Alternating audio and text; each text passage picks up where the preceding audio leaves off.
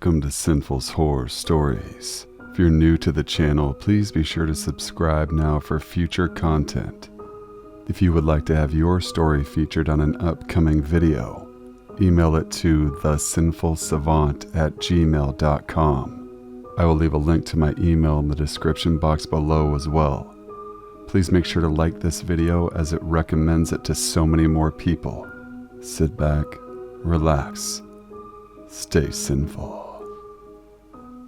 This took place during winter break my freshman year of college, well over a decade ago. My friend and I decided to head to the rifle range we had frequented previously during high school. It had been about 10 months since we were last there, in the Northeast USA. The rifle range was outdoors, unmanned, and on the state game lands. You never knew who may be there. I've encountered strange, possibly sinister kids there in the past, fair amount of normal people as well. We parked the truck and I immediately noticed skinned rabbits, dozens of them. They were obscured at first because the grass, now dead in the winter, had grown so tall, falling over and cradling these neatly arranged rows of skinned small animals, possibly rabbits or raccoons. It disturbed me how hard to tell what something is once its skin has been removed. It disturbed me that someone would lay the new carcasses right next to the old ones. Each neat pile was in a different state of decay. Despite our better judgment, my friend and I decided to enter the rifle range. I grabbed my 2 rifles, like plastic guitar cases. This will come into play later. The rifle range is a large bunker cut into a taller hill. It extends 1,000 feet and the walls on the left are 40 to 80 feet tall. There's a question mark shaped path leading around the bunker to the gallery, where you stand or sit to shoot. Not sure the proper terminology. Approaching the trail, I notice a dead deer off to the left of the trail, then another off to the right, then another further down in the center of the trail, all decomposing. A large hole in its abdomen filled with maggots. There's another that's all maggots aside from the bones. Never seen anything like that before. My friend and I carry on, me in front.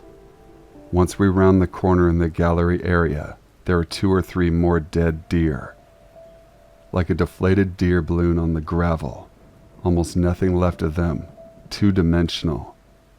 This is when it really sets in how dilapidated the place has become.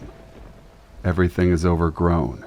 Even looking down range, the grass had nearly covered the whole area 2 to 3 feet tall, except for a trail in the center leading towards the back of the bunker. Along this path there is 1 dead deer every 50 feet or so off the side of the trail. The number of deer carcasses I've seen now is outrageous. Over 20. It felt beyond belief. About 500 downrange there's a pack of dogs, maybe 8 to 10, an almost ridiculous looking number, all circled around a deer eating it. I'm standing right at the front of this path.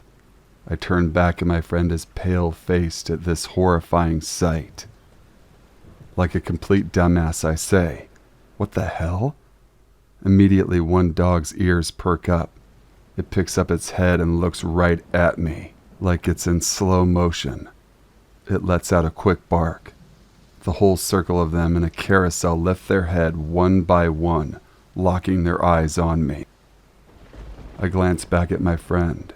He's already started running, 20 feet ahead of me.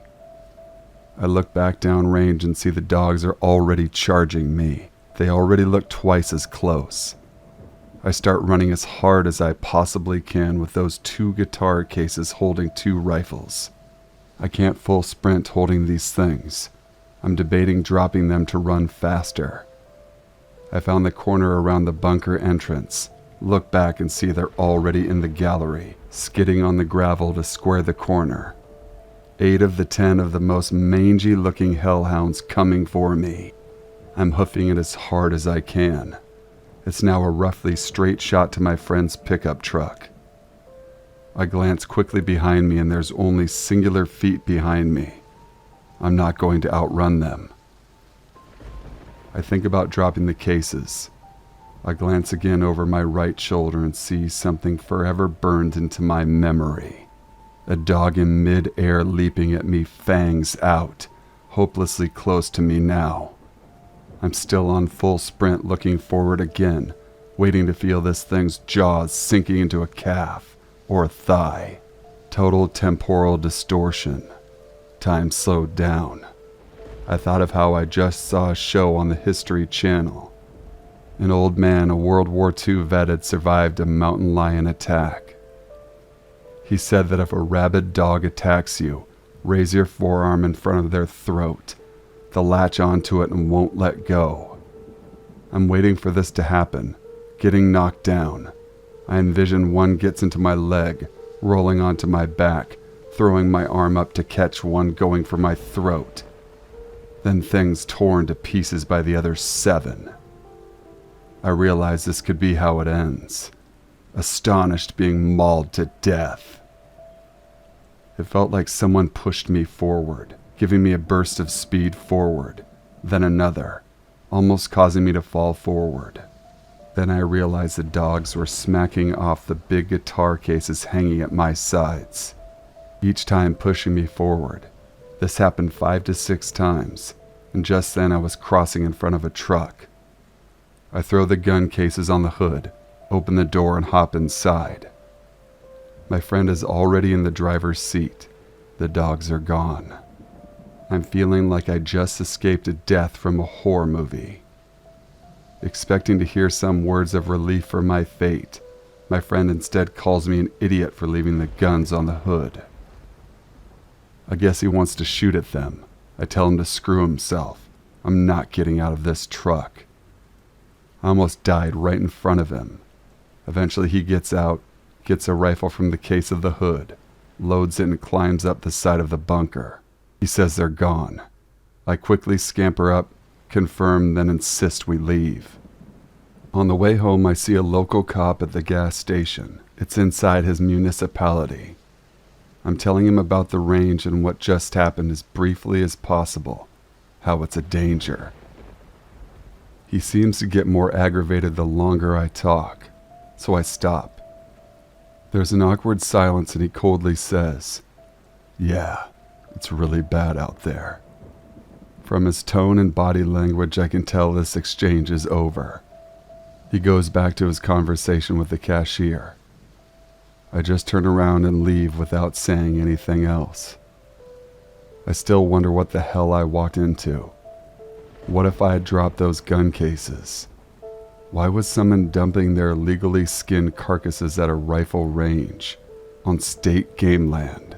And what killed all of those deer? The place was fairly well maintained for 2 to 3 years, and we'd been there inside the last year.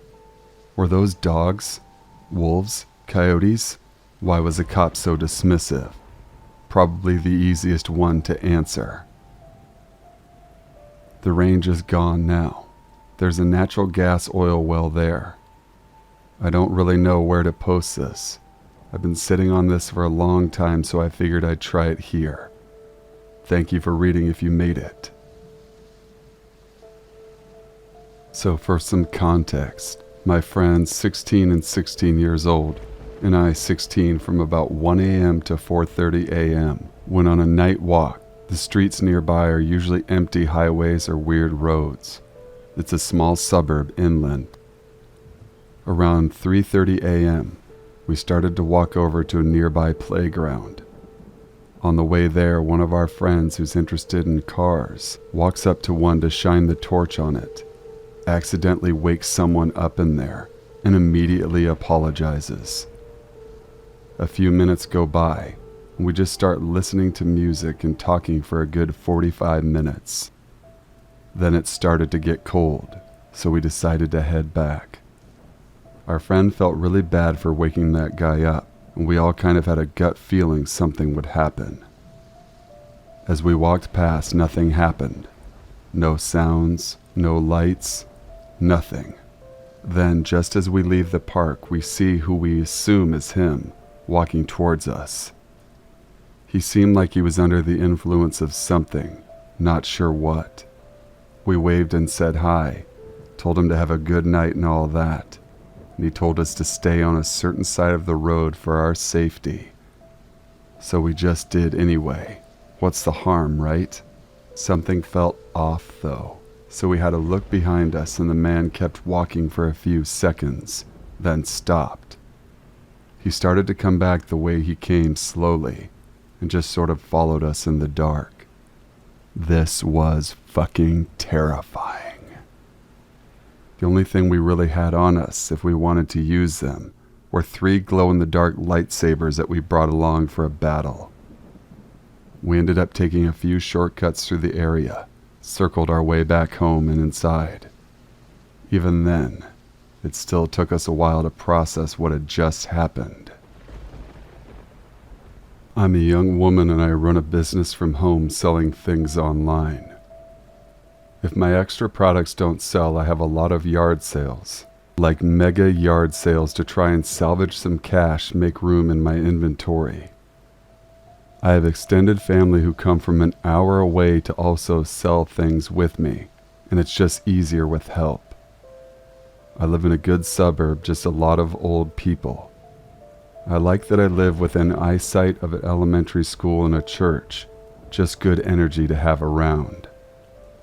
I had a big garage full of stuff, so I started carrying it to my yard super early, at 1 a.m. laying out blankets and bringing stuff outside in boxes. I'm listening to music on my headphones while I'm doing this. I get half of it out so the back half of my yard is slowly pushing forward with boxes. There's very few cars out as it is very late at night, but I start to notice this white car multiple times. It happens about 3 times that I see them go up on the road, turn around at a U-turn, or go around the church parking lot, or into the elementary school lot, turn around, drive by my house on their way out.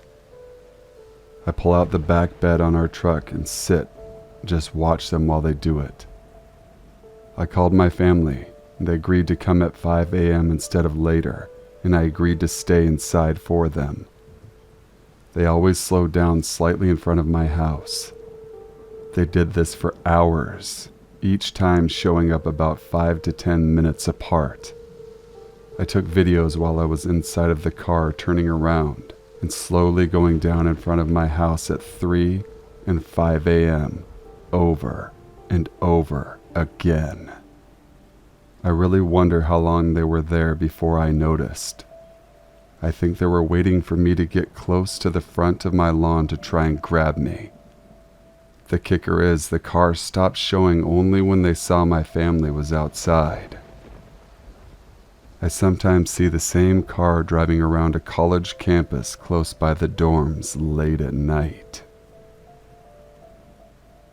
About 2 years ago, my best friend's family brought me camping with them in the Adirondacks in upstate New York. Specifically Old Forge, which is a small, delicate town that almost gives off the feeling of something you'd see in the 80s movies. When we got to the campground, my friend and I walked throughout the campsite, saw many abandoned cabins, especially as we got deeper into the woods. These cabins were run down and engulfed into forest almost. When it got dark, we went back to our campsite, finally feeling uneasy about the campgrounds itself. Then we got ready for bed in his family's camper, but ended up sleeping in the car. We had fun for a while prank calling places and calling our friends. After all the fun, we were tired from our day, decided to try and get some rest.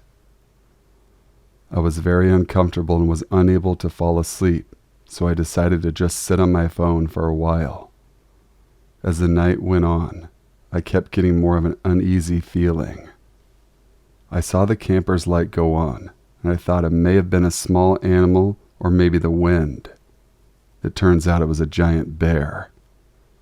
Me, being used to the city, was startled, waking my best friend, which put him into a panic, and we slowly noticed that it was more than one bear.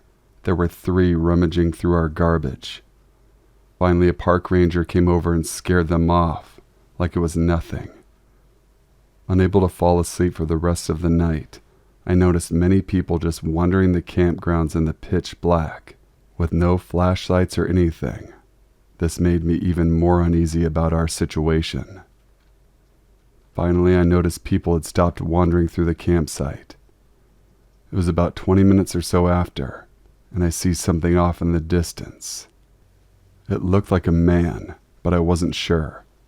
The thing or man, or whatever it was, just stood there staring at me until I saw it moving. I started to sweat and my heart began to race, so I turned on all the lights in the car, woke my friend up, turned them back off after. I told him what I'd seen, so we looked and the thing was closer. We both started to panic, so we called his parents who were in the camper sleeping. We never did figure out what it was. We left early that next day. Thank you guys for watching and listening. Please be sure to leave a like, comment, share, and subscribe for future content. Email your stories to the email in the description below. Till we meet again, stay sinful.